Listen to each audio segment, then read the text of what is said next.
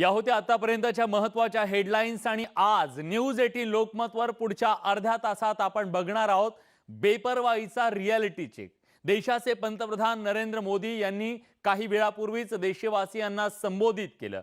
त्यांनी कोरोनाच्या संकट काळात देशातली परिस्थिती बद्दल व्यक्त केली आपली भावना। लॉकडाऊन गेला पण कोरोना नाही हे सुद्धा त्यांनी स्पष्ट केलंय आणि लस येईपर्यंत लढा सुरू ठेवण्याचा मोदींनी कानमंत्र आज देशवासियांना दिलाय। एक छोटीशी चूक सुद्धा कोरोनाच्या संकटाला आमंत्रण देणारी ठरू शकते असं सांगत पंतप्रधान नरेंद्र मोदींनी देशवासियांना काळजी घेण्याचं आवाहन केलंय। कोरोनाचं संकट अजून टळलेलं नाहीये तरी काही लोकांनी काळजी घेणं जणू सोडून दिलंय। ते इतरांसाठी सुद्धा धोकादायक ठरू शकतं। त्यामुळे ही वेळ बेसावध राहण्याची नाही तर कोरोनाबद्दल सजग राहण्याची असल्याचं पंतप्रधान मोदींनी सांगितलंय।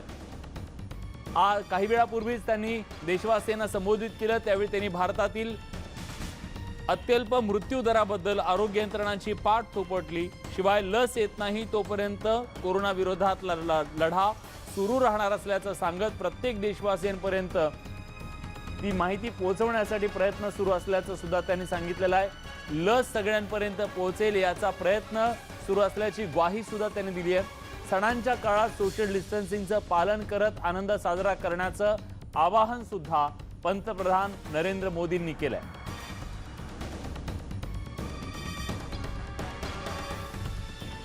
ये समय लापरवाह होने का नहीं है। ये समय ये मान लेने का नहीं है कि कोरोना चला गया या फिर अब कोरोना से कोई खतरा नहीं है। हाल के दिनों में हम सब ने बहुत सी तस्वीरें, वीडियो देखे हैं जिनमें साफ दिखता है कि कई लोगों ने अब सावधानी बरतना या तो बंद कर दिया है या बहुत ढिलाई ले आए हैं। ये बिल्कुल ठीक नहीं है। अगर आप लापरवाही बरत रहे हैं, बिना मास्क के बाहर निकल रहे हैं, तो आप अपने आप को, अपने परिवार को, अपने परिवार के बच्चों को, बुजुर्गों को उतने ही बड़े संकट में डाल रहे हैं। तेव्हा आपण बघितलं की पंतप्रधान नरेंद्र मोदी यांनी आज देशवासियांना जेव्हा संबोधित केलं तेव्हा त्यांनी एक गोष्ट स्पष्टपणे सांगितली की काळजी घेणं गरजेचं आहे। संकट टळलेलं नाहीये, लॉकडाऊन गेलाय पण कोरोना गेलेला नाहीये, त्यामुळे काळजी घेणं खूप गरजेचं आहे असं सांगितलंय। शिवाय त्यांनी ही सुद्धा गोष्ट स्पष्ट केलेली आहे की लस जेव्हा येईल तेव्हा ती लस देशातल्या प्रत्येक व्यक्तीपर्यंत पोहोचवण्यासाठी आपण कटिबद्ध आहोत। सरकारी यंत्रणा त्याच्यासाठी प्रयत्नशील असल्याचं सुद्धा ग्वाही त्यांनी आज बोलताना दिलेली आहे। तेव्हा पंतप्रधान नरेंद्र मोदी यांच्या या विधानाच्या नंतर, या आवाहनाच्या नंतर रियालिटी चेक जाणून घ्यायचं आपल्याला। काय आहे रियालिटी? खरं तर आता कोरोनाच्या या सगळ्या संकट काळामध्ये जो लॉकडाऊन लावण्यात आलेला होता तो लॉकडाऊन आता हटवण्यात आलेला आहे पण कोरोना गेलेला नाही हे त्यांनी स्पष्टपणे सांगितलं। बरसों बाद हम ऐसा होता देख रहे हैं कि मानवता को बचाने के लिए युद्ध स्तर पर पूरी दुनिया में काम हो रहा है। अनेक देश इसके लिए काम कर रहे हैं। हमारे देश के वैज्ञानिक भी वैक्सीन के लिए जी जान से जुटे हैं। भारत में अभी कोरोना की कई वैक्सीन पर काम चल रहा है। इनमें कुछ एडवांस स्टेज पर है, आशास्पद स्थिति दिखती है। साथियों, कोरोना की वैक्सीन जब भी आएगी वो जल्द से जल्द प्रत्येक भारतीय तक कैसे पहुंचे इसके लिए भी सरकार की तैयारी जारी है। एक एक नागरिक तक वैक्सीन पहुंचे इसके लिए तेजी से काम हो रहा है। पंतप्रधान नरेंद्र मोदी यांनी आज देशवासियांना आवाहन केलं। या सगळ्यानंतर केंद्रीय मंत्री प्रकाश जावडेकर यांनी काय प्रतिक्रिया दिलेली आहे जाणून घेऊया। अब त्योहारों का समय है, लेकिन त्योहारों को भी ढंग से मनाएंगे, लेकिन सुरक्षित दूरी और मास्क पहनकर मनाएंगे, भीड़ भाड़ नहीं करेंगे, तभी ये संभव होगा। अनेक यूरोप के देशों में फिर से बंधन लागू किए गए हैं, क्योंकि वहाँ अचानक संख्या बढ़ी है। इसके और उन्होंने इशारा किया, वो काफ़ी महत्वपूर्ण है। मुझे लगता है देशवासी आज के संदेश को समझ गए। देशात सध्या कोरोना नियंत्रणात येताना दिसत असला तरी देखील हिवाळ्यामध्ये कोरोनाचा संक्रमण आणखी वाढू शकतं, देशात दुसरी लाट येऊ शकते असा इशारा एका बाजूला दिला जात असताना आता कुठल्याही प्रकारची बेपर्वाई करणं किंवा बेजबाबदारपणे वागणं हे देशासाठी घातक ठरू शकतं हे आज सांगितलेलं आहे। पण रियालिटी काय आहे, रियालिटी चेक करण्यासाठी आपण जाणार आहोत महाराष्ट्राच्या 3 प्रमुख जिल्ह्यांमध्ये। एक मुंबई, 3 प्रमुख शहरं मुंबई, नाशिक आणि पुणे या 3 शहरांमध्ये काय परिस्थिती आहे, खरंच या सगळ्या नियमांचं पालन केलं जातंय का, अनलॉकची प्रक्रिया सगळी सुरू झाली आहे। प्रणाली कापसे मुंबईतून असतील, प्रशांत बाग नाशिकमधून असतील, अद्वैत मेहता पुण्यातून असतील, या तिघांकडे मला जायचंय। पण सुरुवातीला बघूयात की या सगळ्याबद्दल लोकांचं नेमकं काय म्हणणं आहे, लोक काय बोलतायत। देखिए ये तो पहनना चाहिए लोगों को। एक्चुअली इसके अंदर हमारी भी सेफ्टी है और दूसरों की भी सेफ्टी है। और पब्लिक प्लेसेस पे तो ये कंपलसरी होना चाहिए, क्योंकि वहाँ बड़े लोग भी आते, बुजुर्ग भी आते हैं, बच्चे भी आते हैं, और इसके अंदर सबकी सेफ्टी है। और जो नहीं पहनते हैं उनको एक्चुअली इसका पालन करना चाहिए पूरी तरह से, कि मास्क पहने और सोशल डिस्टेंसिंग रखें। जैसे कि मेरिन ड्राइव है, यहाँ पे लोग आते जाते हैं, तो यहाँ पे भी ये सब चीज़ का बहुत ध्यान रखना चाहिए। नियमांचं पालन तर करायलाच पाहिजे। मुंबईचं जर म्हणाल तर आता जे बघतोय आपण, म्हणजे नरिमन पॉईंटला जे फिरताना साधारण 90% लोक पालन करतात। म्हणजे मला असं वाटतं की 5-10% लोक त्यांच्यात काय त्यांना फिलिंग अशी असेल की आपल्याला काही होत नाही किंवा, पण ते चुकीचं आहे आणि पालन सगळ्यांनी करायला पाहिजे। पाश्चिमात्य देश काय आहे, प्रत्येकाला आपल्या जीवाची काळजी आहे। आपला देश लोकसंख्या एवढी प्रचंड आहे, त्याच्यामुळे आपण जर नियमांचं पालन केलं तर कदाचित कोरोनातून आपल्याला मुक्ती लवकर मिळेल। त्याच्यामुळे माझं पर्सनल मत आहे, नियमांचं पालन प्रत्येकाने करायलाच पाहिजे। नियमांचं पालन करायलाच हवं, कारण धोका अजून टळलेला नाहीये। पण नियमांचं पालन होतंय का जाणून घेऊयात। रियालिटी चेक करण्यासाठी जातोय आपल्या 3 प्रमुख शहरांमधल्या प्रतिनिधींकडे। सुरुवातीला प्रणाली कापसे यांच्याकडे। प्रणाली, मुंबईकर जे नियम घालून दिलेले आहेत त्या नियमांचं पालन करतायत का, काय परिस्थिती दिसते? विलास, जर आपण मुंबईच्या वेगवेगळ्या भागांमध्ये बघितलं तर परिस्थिती वेगवेगळी दिसून येते। सध्या मी नरिमन पॉईंट या परिसरात आहे। इथे आम्ही जो मुख्य रस्ता आहे ज्याच्यावरून बरेचदा लोक फिरायला येतात किंवा हा जो कट्टा आहे, या कट्ट्यावर बसून लोक समुद्रकिनारी बसायला येतात, असे जे काही भाग आहेत, या परिसरामध्ये तरी आम्हाला 90% लोक हे मास्क घातलेले दिसत आहेत। फार क्वचित अशी लोक आहेत जी अगदीच एकमेकांच्या जवळ बसलेली आहेत किंवा कुटुंबीय आहेत, त्यांनी एखाद वेळेला मास्क घातलेला नाही, पण बहुतेक जणांनी मास्क घातलेला इथे बघायला मिळतो। पण तेच जर आपण दादरच्या भाजी मार्केटमध्ये गेलो किंवा दादरच्या मार्केटमध्ये गेलो, जे सामान खरेदी करण्यासाठी लोक येत असतात, त्यांच्याकडे जर आपण बघितलं तर ही मंडळी मात्र फार कमी मंडळी आपल्याला मास्क घातलेली दिसते। दिवसातल्या वेळेनुसार सुद्धा मास्क घालण्यावर परिणाम होताना आपल्याला बघायला मिळतो। ज्यावेळेला ऊन जास्ती असेल, ज्यावेळेला उष्णता जास्ती असेल, त्यावेळेला लोक मास्क घालताना कमी दिसतात। कुठलाही व्यवहार करत असताना घाम येतो किंवा अजून काहीतरी कारण सांगतात आणि मास्क घालणं टाळतात। परंतु संध्याकाळच्या वेळेला जेव्हा थोडंसं शांत वातावरण असतं किंवा उष्णता कमी झालेली असते, त्यावेळेला लोक मास्क घालताना दिसतात। म्हणजे दिवसाच्या वेळेवर आणि इतकंच नाही तर मुंबईतल्या वेगवेगळ्या भागांमध्ये वेगवेगळी परिस्थिती आपल्याला बघायला मिळते। भायखळासारखा भाग आहे, या भागामध्ये तर आपल्याला एकही माणूस मास्क घातलेला दिसत नाही। म्हणजे अनेक अशा लोकॅलिटी आहे जिथे लोकांना असं वाटतं की आम्हाला काहीही होणार नाहीये। आता इतके महिने निघून गेलेले आहे, आता आम्हाला म्हणजे कोरोना जो आहे तो आता आम्हाला होणार नाही, अशी सुद्धा अनेकांची भावना आहे। त्यामुळे बरेच जण जे आहे ते मास्क घालताना दिसत नाही। सोशल डिस्टन्सिंगचा तर मुंबईमध्ये फज्जा उडालेला आपण सातत्यानं बघतच असतो। विलास, प्रणाली, आता तुम्ही जिथं उभे आहात तो परिसर खरं तर सगळ्यांसाठी बघण्यासाठी संध्याकाळच्या वेळेला तर तो गजबजलेला असतो।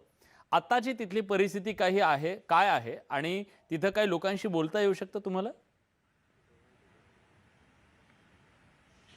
विलास, इथे मुळात जसं तू म्हणालास की इथे बरेच जण जे आहेत ते संध्याकाळची रम्य संध्याकाळ अनुभवण्यासाठी येत असतात. बरेच मुंबईकर महिनोन-महिने आपल्या घरामध्ये अडकून पडलेले होते, ते आता आपल्या लहान मुलांना किंवा आपल्या कुटुंबियांबरोबर येत असतात. बरेच वेळेला इथं आपण कपल्स बघतोय, त्यामुळे आम्ही जितक्या जणांची शक्य होती तितक्या जणांची रिॲक्शन जी आहे ती घेतली. परंतु इथे मी दाखवू शकेल की बहुतेक जण जे आहेत ते दोघे जण आलेले आहेत इथे आणि अगदीच मुळातच सगळ्यांनी सोशल डिस्टन्सचं पालन इथं करताना दिसत आहेत. बरेच जण मास्क घातलेले आहे. इतकंच नाही तर अगदीच जे कुटुंबीय आहेत किंवा अगदी जवळचे आहेत तेच लोक इथे मास्क न घातलेले दिसत आहेत. आणि मुळात इथे पोलीस सुद्धा गस्त घालत असतात, जे बघत असतात की मास्क घातलेला आहे किंवा नाही. आणि जर एखाद्या व्यक्तीने घातलेला नसेल किंवा हातात ठेवलेला असेल तर अशा व्यक्तीला हटकलं जातं. त्यामुळे या ठिकाणी तरी तुर्तास आपल्याला बरेच जण हे मास्क घातलेले दिसत आहेत. मुंबईकरांनी खरं तर आतापर्यंत बऱ्याचदा आपण बघितलं गणपतीच्या काळात सुद्धा की नियमांचं पालन केलेलं होतं. पुण्याकडे जातोय, पुणेकर कसा प्रतिसाद देत आहेत या सगळ्या अनलॉकच्या प्रक्रियेमध्ये? जे नियम पाळणं गरजेचं आहे अद्वैत, नियम पाळले जात आहेत का? पुणेकर त्याला सगळ्याला प्रतिसाद देत आहेत का? विलास, महत्त्वाची गोष्ट आहे, 4 महिन्यातली सगळ्यात निचांकी आकडेवारी काल आली. दिवसभरात फक्त 242 रुग्ण सापडले. कंटेनमेंट झोनची संख्या अवघी 33 आहे. दिलासा देणारी गोष्ट आहे. पण दुसरीकडं याच पुणेकरांनी मास्क न वापरल्यामुळं तब्बल 12.5 कोटीचा दंड भरलेला आहे. त्यामुळे हे अत्यंत आकडे बोलके. आपण थेट पुणेकरांनाच विचारूयात की कोरोनाची लस येईपर्यंत लढाई जारी राहणार आहे, अजिबात हलगर्जीपणा करू नका असं पंतप्रधान म्हणाले. लोक पाळतात का, पाळतील का? लोक नक्की पाळतील, कारण की आज जे मोदींचं भाषण झालं ह्याच्यामधली 2 वाक्य ही आपण फार लक्षात ठेवण्यासारखी आहेत. प्रादुर्भाव जरी कमी झाला असला तरी धोका हा पूर्णपणे संपलेला नाही आहे आणि 2 गज की दूरी अभी भी है जरुरी, ही जी 2 वाक्य आहेत. आणि या मागच्या 6-7 महिन्यामध्ये नागरिकांना जो अवेअरनेस पाहिजे तो आलेला आहे. हे कसं काय? आपण मंदिरं उघडा म्हणतोय, आपण जिम उघडा म्हणतोय, कॉलेजेस सुरू होत आहेत, ट्रेन्स उघडा म्हणतोय, कसं पाळणार आपण 2 गज की दूरी? याच्यामध्ये कसं आहे की जरी करोना असला तरी अर्थचक्र थांबून चालणार नाही. त्यासाठी फेज वाईज जसं लॉकडाऊन केलं तसं फेज वाईज म्हणजे अनलॉक करतोय. तर याच्यामध्ये लोकांचं याच्यात सहभाग महत्त्वाचा आहे आणि जी लोक पाळत आहेत. आता परवा मंडईचा माझ्याकडे एक फोटो आला होता की ती मीम आली होती की दिवाळीपुरता पुण्यातनं करोना पुढे ढकलला गेला. नवरात्र हे हाच मुद्दा आहे की 12.5 कोटी इतका दंड भरलाय पुणेकरांनी मास्क न वापरल्याबद्दल. हे कशाचं मग निदर्शन? आत्ताची जी कंडिशन आहे की हे नियमांचं सगळं म्हणजे काटेकोर पालन केल्यामुळं आता ती तशी परिस्थिती नाही आहे. आणि करोनाबद्दल जो अवेअरनेस आहे तो पूर्ण झाल्यामुळं लोक सोशल डिस्टन्सिंग, सॅनिटायझेशन करणं, मास्क वापरणं हे एकदम काटेकोर सुरू आहे. आपण महिला वर्ग मोठ्या प्रमाणात आहे विलास, आपण त्यांना विचारूया. मंदिरं सुरू करा असा आग्रह आहे, कॉलेजेस सुरू होत आहेत 1 डिसेंबरपासून. आता इंजिनिअरिंग शाळा कदाचित दिवाळीनंतर सुरू होत आहेत, ट्रेन्स सुरू करा महिलांसाठी वगैरे. कसं पाळणार आहोत आपण? आता जरी लॉकडाऊन असेल तरी सुद्धा लोक मोठ्या प्रमाणावर बाहेर पडलेली आहेत. तुळशीबाग म्हणा, सगळीकडेच लोक मोठ्या प्रमाणात आहेत आणि प्रत्येकाला कल्पना आहे की आपण कसं वागायला पाहिजे. काही लोक सोडली तर मास्क आणि हातात त्यांच्या प्रत्येकाच्या लहान मुलाच्या हातात सुद्धा सॅनिटायझरची बाटली असते. पाळतात का खरोखर लोक? फार पाळत नाही, पण आता पुष्कळ अवेअरनेस आलाय आणि लोकांना आता कळून चुकला की आपण पाळलं नाही तर आपल्यालाच धोका आहे. त्याच्यामुळे सगळेजण काळजी घेत आहेत आपल्या परीने. लस येईपर्यंत लढाई सुरू ठेवणार. लस कधी येईल माहीत नाही, जानेवारीत येईल म्हणतात. आल्यानंतर त्याचं डिस्ट्रीब्युशन. शाळा सुरू कराव्यात का? लहान मुलांच्या शाळा नक्कीच चालू करायला नको आहेत, कारण जे 8वी ते 10वी आहेत आणि कॉलेज हे मुलं समजू शकतात की आपण किती डिस्टन्स पाळायला पाहिजे. तसं लहान मुलांचं अजिबातच सुरू करू नये, जून महिन्यापासून सुरू करावं. सण अत्यंत सबुरीने पाळा असं म्हणतायत. नवरात्र आहे, दिवाळी आहे, सगळं सण असतात. मग अशा याच्यामध्ये मंदिर उघडा असं म्हणणं कितपत आहे? नाही, ते बरोबर आहे, पण लोक काळजी घेत असतील तर त्यांनी करायला पाहिजे. पण प्रत्येकाची जास्त जबाबदारी, वैयक्तिक जबाबदारी जास्त महत्त्वाची, कारण आरोग्याच्या स्वतःसाठीच हे करायचं आहे. त्याच्यात बाकी कोणाचा काही प्रश्न नाही. पण मुलांच्यासाठी हे उशिरा करावं असं वाटतं, त्यासाठी पालक तयार नाही. देवळं चालू व्हायलाच पाहिजेत, कारण प्रत्येकाच्या भावना असतात त्या देवाबद्दलच्या. त्यांनी देवळात आलं तर त्यांना तिथे समाधान वाटतं. पण सोशल डिस्टन्सिंग हे पाळतातच आणि मास्क हा लावलेलाच असतो प्रत्येकाच्या आणि सॅनिटायझर पुण्यामध्ये भीती कमी झाली असं वाटतंय का? देवळं जरी सुरू केली ना तर देवळाचे विश्वस्त आहेत ना ते 10 लोकांनाच फक्त आतमध्ये पाठवतील आणि 10 लोक आतमध्ये दर्शन करून झाले की ते 10 लोक बाहेर येतील. मला सांगा पुण्यामध्ये निचांकी आकडा आलेला आहे 4 महिन्यानंतर किंवा बेड्स शिल्लक आहेत हां किंवा हे वातावरण जे आहे त्याच्यामुळं फरक पडलाय का लोकांमध्ये कॉन्फिडन्स पडलेला आहे आणि प्रत्येक माणूस आणि महिला सुद्धा सगळेजण काळजी घेत आहेत आणि पुणेकर काळजी घेत आहेत. एका बाजूला पुणेकर काळजी घेत आहेत आणि दुसऱ्या बाजूला चित्र असं दिसतंय की काही पुणेकरांनी ते पाळलं नाही म्हणून 12 कोटी रुपयांचा दंड सुद्धा ठोठावलेला आहे. अद्वैत, मी नाशिकला जातोय. नाशिकला आपल्यासोबत प्रशांत बाग आहे. प्रशांत, नाशिककरांना या सगळ्या परिस्थितीचं गांभीर्य आलेलं आहे का आणि नाशिककर अनलॉकच्या या प्रक्रियेमध्ये काळजी घेऊन सगळे व्यवहार पार पाडतायत का? काय परिस्थिती आहे नाशिकमधली?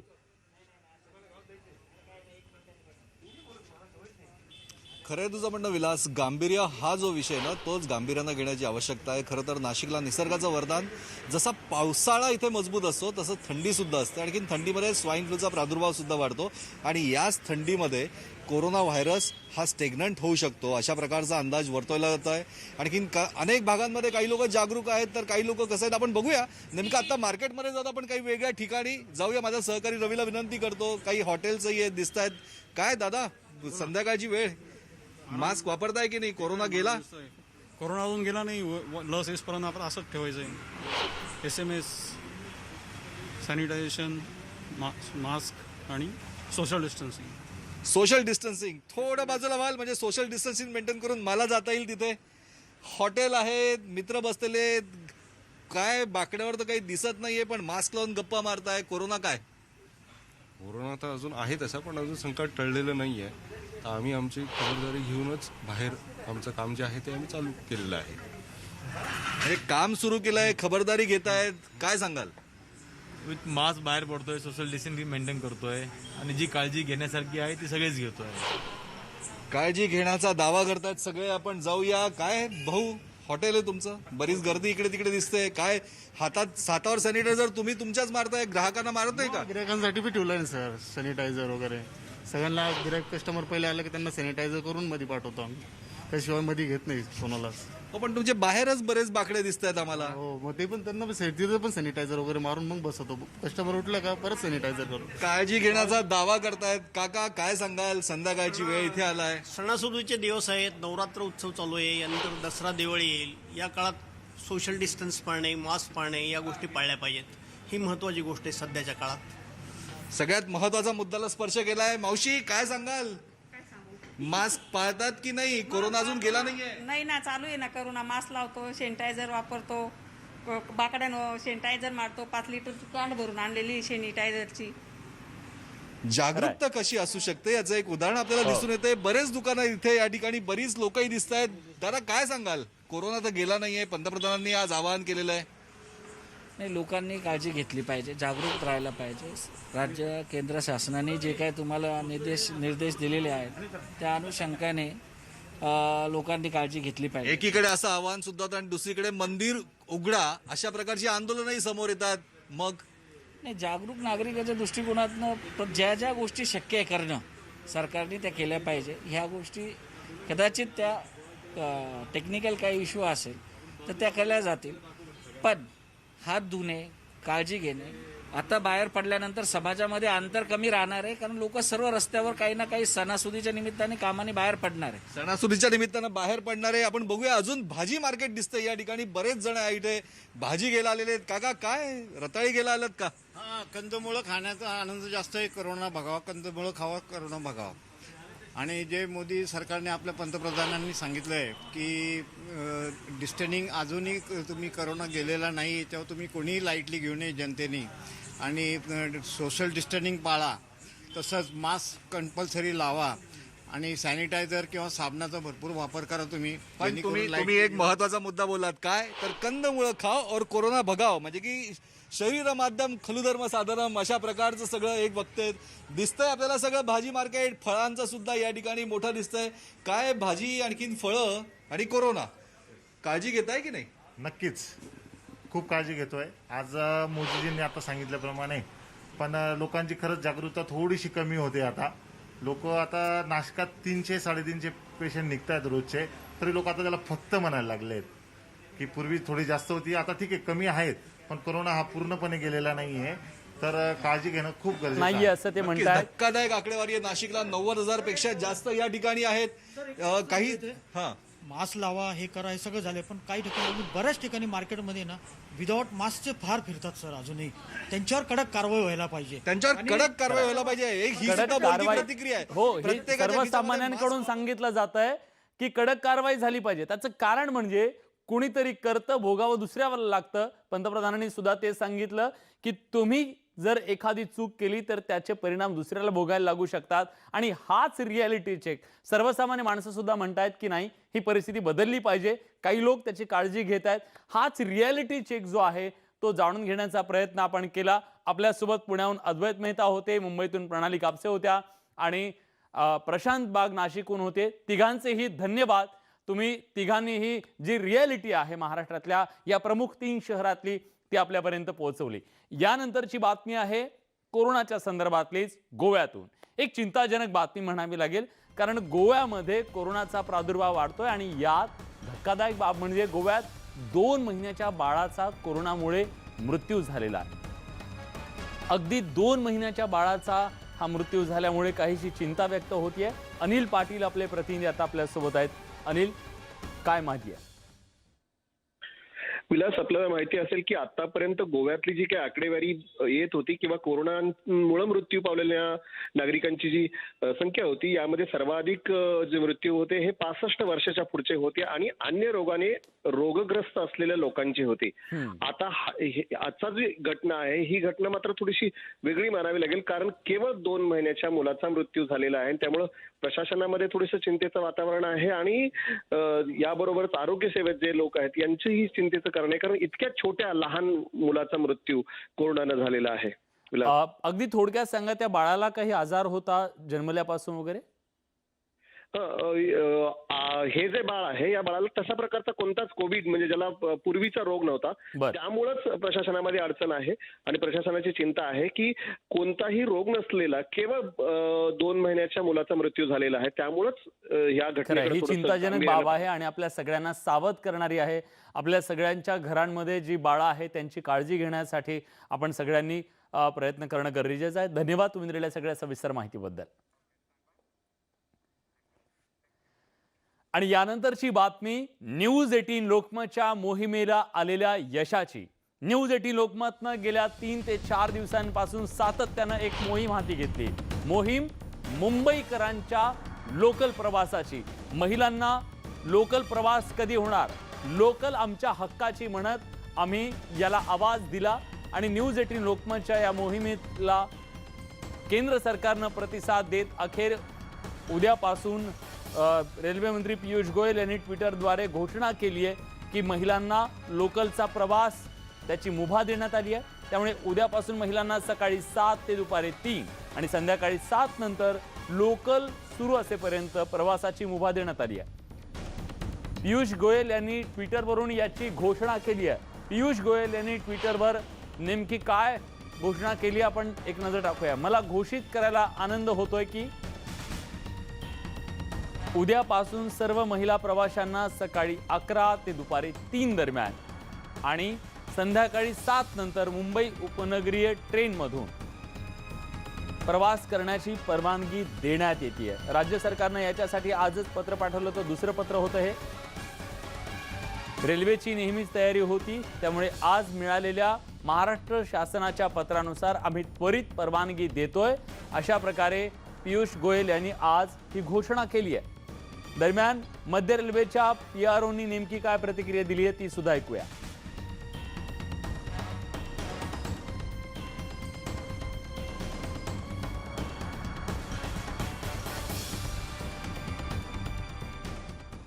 कळवण्यास आनंद होत आहे की उद्यापासून मुंबई उपनगरीय ट्रेनमधून जे आहेत सर्व महिला प्रवासी सकाळी 11 वाजल्यापासून दुपारी 3 वाजेपर्यंत आणि संध्याकाळी 7 वाजल्यापासून जे आहे दिवस अखेरपर्यंत प्रवास करू शकतात.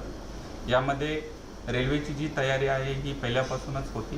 यामध्ये गेल्या आठवड्यामध्ये ज्या आमच्या सेवा होत्या या पश्चिम आणि मध्य रेल्वेच्या उपनगरी नेटवर्कवरती एकूण 987 होत्या.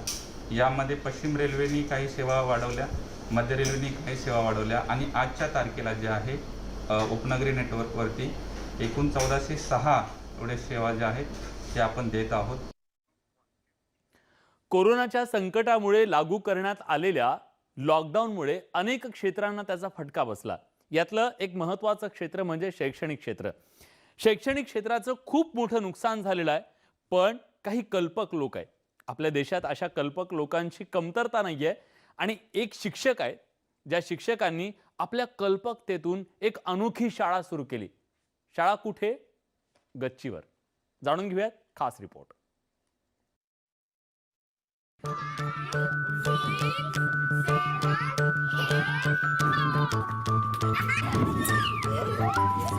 शाळेतले हे विद्यार्थी मोठ्या आनंदानं सगळीकडे बागडत आहेत आणि एकीकडे त्यांचं शिक्षण सुद्धा सुरू आहे. मुलांना अशा पद्धतीनं शिकवलेलं आवडतं. शिक्षक आणि चित्रकार असलेले प्रकाश निरखे यांना मुलांना काय आवडतं हे चांगल्या प्रकारे माहीत होतं. त्यामुळे त्यांनी लॉकडाऊनच्या कालावधीत घरच्या गच्चीवरतीच ही शाळा सुरू केली.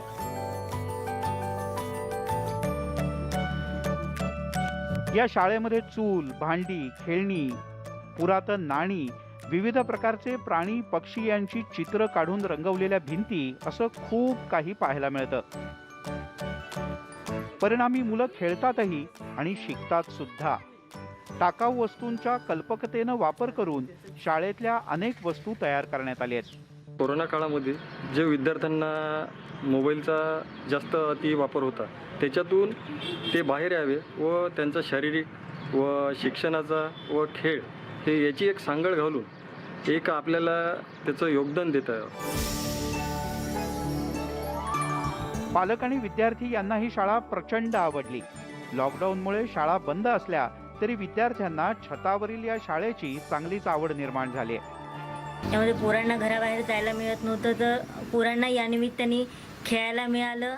सोबत पोरं जेवढं मराठीसाठी जेवढं पोरं तयार नव्हते ते या इथल्या वातावरणामुळे मराठी अभ्यास करायला माझ्या मुलीला अभ्यासाची गोडी लागली मराठीची. बाहेर यायला नव्हतं मग काकांनी इथे हे सुरू केलं आणि आम्हाला इथे रोज खेळतायत आणि खेळता खेळता माझं शिक्षण पण होत आणि अ आ इ ख ख ख सगळं माझं पाठ झालं.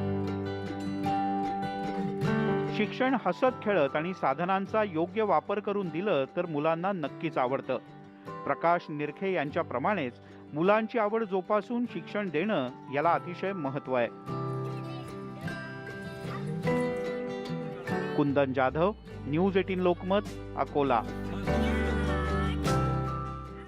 कोरोनाच्या या संकट काळात अशाच प्रकारच्या कल्पकतेची आपल्या देशाला गरज आहे. दुसरी एक महत्त्वाची गरज आहे, गरज काळजी घेण्याची. खरं तर केंद्र सरकारचं आरोग्य मंत्रालय आणि त्याचबरोबर नीती आयोग यांच्यासोबत न्यूज 18 लोकमतनं सुद्धा एक मोहीम हाती घेतली आहे. मोहीम ती म्हणजे कोरोनाच्या या संकट काळामध्ये हात धुणं, स्वच्छ साबणानं हात धुणं अत्यंत गरजेचं आहे आणि ते आपण सगळ्यांनी करायलाच हवं. खरं तर या सगळ्यामध्ये मास्क खूप महत्त्वाचा आहे. हा जो मास्क आहे तो कसा वापरायचा तर मास्कनं नाक आणि तोंड पूर्णपणे झाकलं जावं. चेहरा मास्क यात कुठलाही गॅप राहू नये याची काळजी घेणं गरजेचं आहे.